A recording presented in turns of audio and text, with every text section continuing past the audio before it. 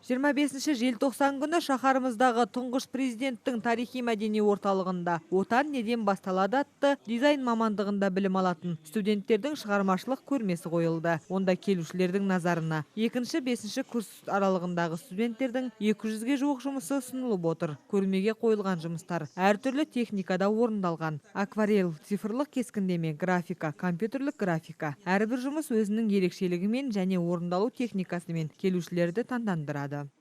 Я считаю, что Мен ойлаймын, дәл осындай көрмелер біздің балалардың қабілеттерін шыңдай түседі. Олар әр көрмеге дайындалған уақытта өз туындысының жақсы шығуы үшін барын салады, ізденеді, әрі бір-бірімен араласып, білгендерімен бөліседі.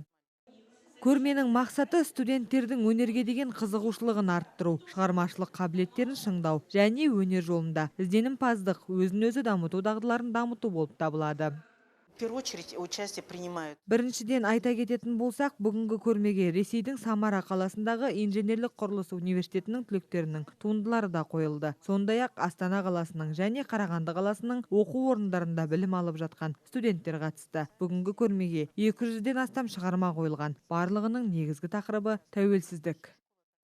Көпсалалы гуманитарлық техникалық колледжінің 2-ші курс студенті Анастасия Каруланинің бүгінгі көрмеге 2 туындысы қойылған. Алғашқы туындысы «Отбасы» деп аталады. Бұл суретті жасап шығу үшін Настяға 3 аптаға жуық уақыт қажет болыпты.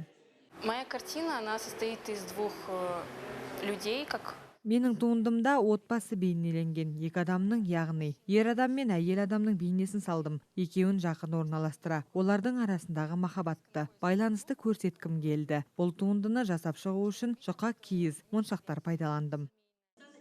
Ұрпақты отансүйгіштікке, патриоттық сезімге тәрбиелейтін аталмыш көрменің өнегелі тұстары мол. Мұнда дизайнерлік жоба ретінде жасалған туындылармен қатар тұрмыс салт, өткен мен бүгінгі күннің ерекшеліктерін бейнелейтін бәйге, қорқыт, даладағы киіз үйлер деген сияқты тың туындылар ерекше үйлесімділік тапқан. Сондай-ақ халықаралық деңгейде өткен бұл көрмеге Ресейдің Самара қаласындағы инженерлік құрылыс университетінің түлектерінің 7 туындысы да қойылыпты.